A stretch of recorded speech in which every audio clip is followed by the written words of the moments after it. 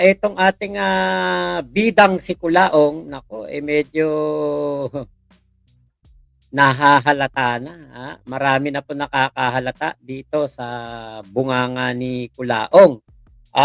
Nay Merlita Berhel de Dios, hello po.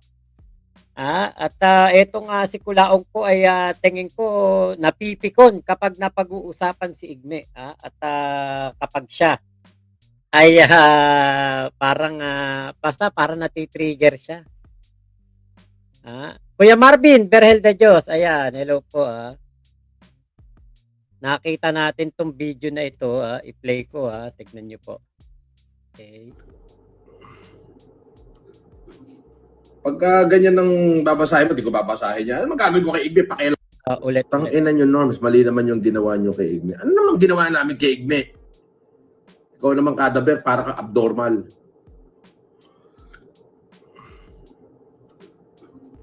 Pagka ganyan ng babasahin mo, di ko babasahin yan. Ano magagawin ko kay Igme? Pakialam ko dyan. Narinig niyo po ba yon yung salita na yon na pakialam ko dyan? Yan ang salita ni Kulaong.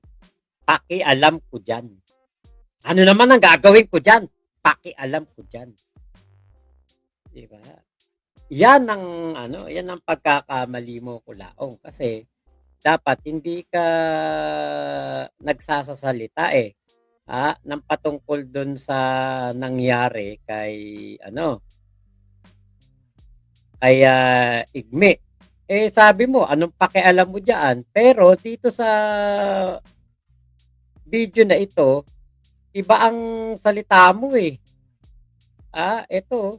Sa mga post kasi ni FG Norms, binabanatan nyo si daw hayaan mo sa mga post nila. Puta, tatagal na post na yun. Baka panahon pa ni Kopong-Kopong. Hayaan mo.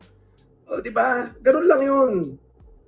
Na wala ano yan? Karma niya yan. Oo. Kung tatanungin mo ko, mabuti sa kanya yung karma niya yun kasi walang hiyang tao yan. Kala ko ba wala kang pake? Pero ngayon, tuwa ka naman dito. Di ba? Big Mama, hello po. Mabuti sa kanya yun, nakakarma siya.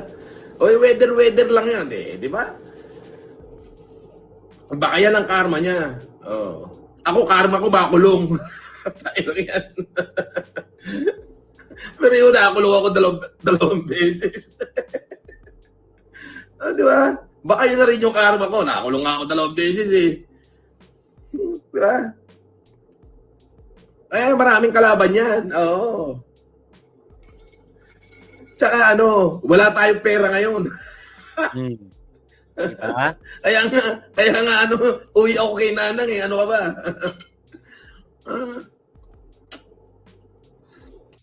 Diba? Wala kang pake, pero sinasabi mo na maraming kalaban yan. Umiiwas ka na kagad, defensive ka na kagad. Kala ko ba wala kang pake, Kulaong? Kasi ang walang pake, hindi na magko-komento Wala nang sasabihin diyan kay Konsehal Igme. Wala ka nang sasabihin diyan kung ikaw talagang walang pake diyan. Hindi ka magbubura ng mga video mo na pagbanat kay Konsehal Igme. Yun ang talagang walang pake. Kasi kahit na anong mangyari, hindi ka magbubura ng video. From 500 videos, ngayon, 102 na lang yung natira. Bakit mo binura? Wala ka pala pake. Ba't ka nagbubura ng video? Kasi dito, ibig sabihin lang talaga nito, Kulaong, may pake ka sa nangyari kay Konsehal Igme. To confirm ba na may nangyari? Buti nga sa kanya yun. Karma niya na yun. Oo.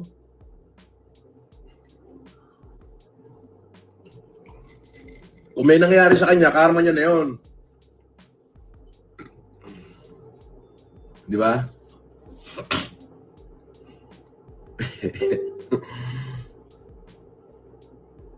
Ba't wala sa balita?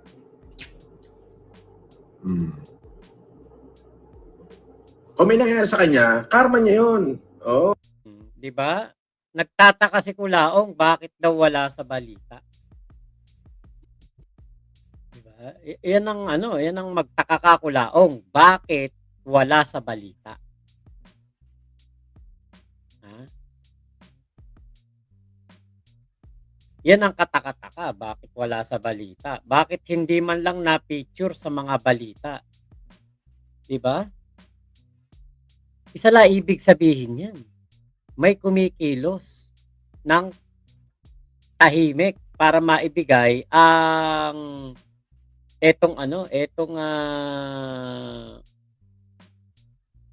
hustisya para kay Konsehal Igme. May kumikilos po. Yan ang ginagarantya natin sa ating mga kababayan. May kumikilos po para sa hustisya sa nangyari kay Konsehal Igme. Ngayon, ayon po dun sa nag-chat sa atin, meron nga daw pong kumbaga critical ang laban, parang 50-50. Yun nga po yung sabi. Ngayon, meron din ako isa naka-chat kanina. Ito naman yung kanyang sinabi. Okay naman si Igme, makakabawi yan. So, dalawa po yung nakausap natin sa chat tungkol po kay Konsehal Igme. Yung isa, ang sabi nga, 50-50 pa rin, pero lumalaban. At ito na mga isa, ang sabi nga po, okay naman daw po si Igme. Ngayon, yun ang pagkakamali nung gumalaw kay Konsehal Igme. Kasi alam nyo si Konsehal Igme, naging naging kumbaga matunog yung pangalan niya. Saka maraming kabrad to. Papayag ba ang grupo ng ACRO na ganun-ganun na lang? Yung fraternity nila, yung brotherhood nila. Papayag ba na ganun na lang? 'Di ba? Kaya medyo talagang meron pong uma-action talaga behind the scene. At meron nga pong nakalimutan ko yung chat sa akin kanina, eh. Okay.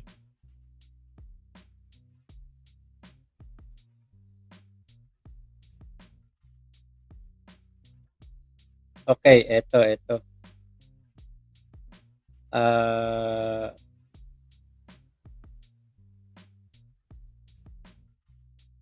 Piliin ko lang po yung pwede kong basahin siguro yun. Sabi, isa pa sa hinahanap ay kung sino yung nag-a-asset sa gunner. Yun po. Ngayon, kaya nga wala pa kaming kumpletong impormasyon kung sino yung 5 na yun. But definitely kasama sila Blanc at si Blanc. Sa ngayon, attempted murder ang kaso. Pero knock on wood, if something bad happens to Igme, matik, alam nyo na kung ano yung magiging kaso.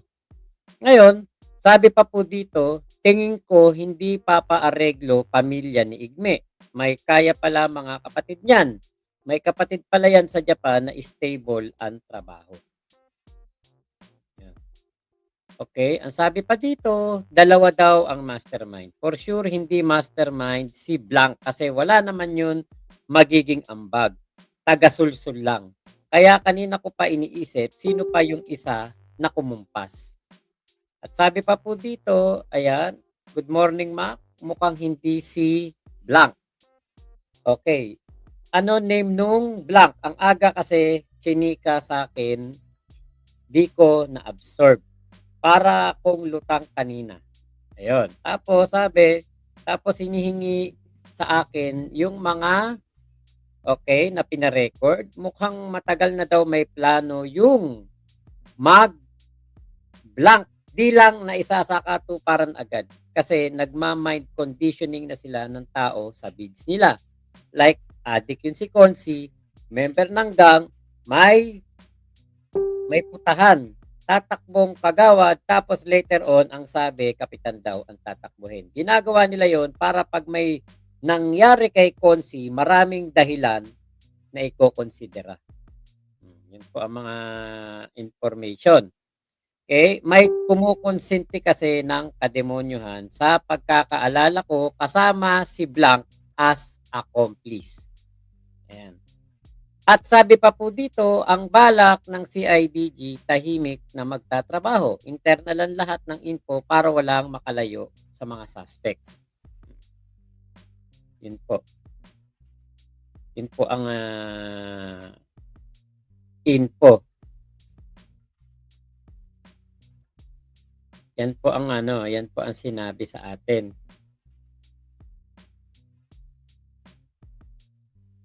Di hintayin natin kung ano ang mga makukuha pang info dito, kung ano pa mga mangyayari kasi nga po itong issue na ito kaya Consel Igme, marami po talagang kikilos dito at hindi po papayag ang brotherhood, fraternity nila na ganun-ganun na lang. Alam naman natin yan na marami pong Karma niya na yun. Oo. marami pong Kung may nangyari sa kanya, karma niya na yun. marami pong kaibigan at marami pong sumusuporta kay Consel Igme. Kasi nanalo nga kung kagawad, konsehal. Yan. Kuya Gary Caba, hello po. Demons, RC. Ayan, hello po. Kaya eto, tignan natin yung mga susunod pa po na mga update dito kay Konsehal Igme. Kasi nga po, ang isa sa mga tinitignan nga po dito na anggulo ay yung kanyang pagiging kritiko din ng isang politiko sa kanilang lugar. Hindi po isinasantabihan. Tapos, bukod po dyan, meron din pong, yun nga, pagiging kritiko niya dito kay Culaong. Kasi alam naman natin, talagang kalaban niya si Culaong. Hindi naman yan lihim. Alam naman natin na yan talagang tunay na magkalaban niyang dalawa na yan.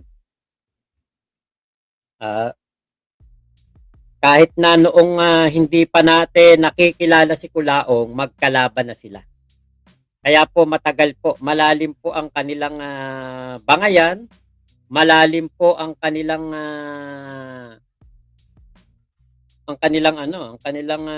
hidwaan.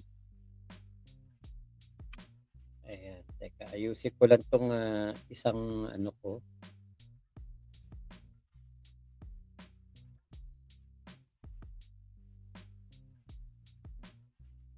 Ayun.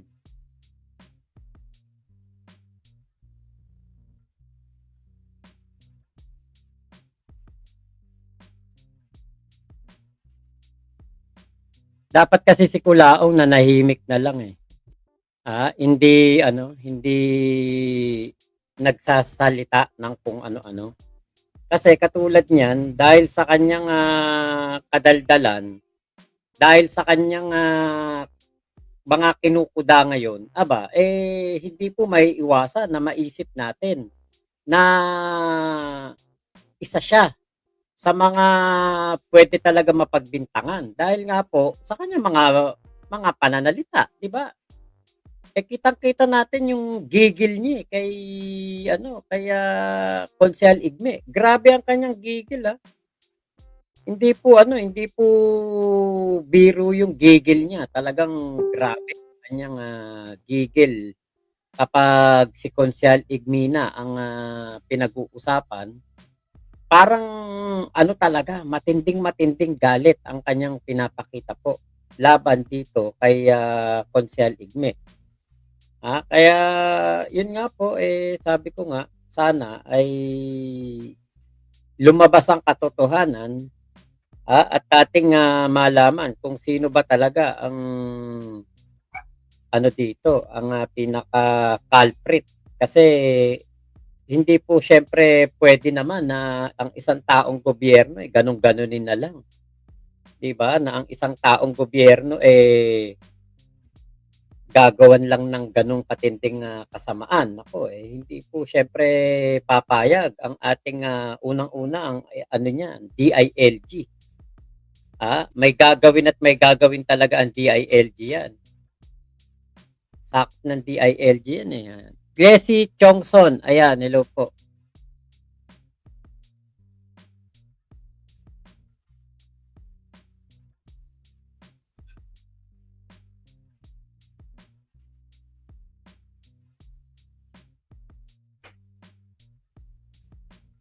At yun nga po pala, ang isa pa pong nakarating sa atin, yun nga po, sa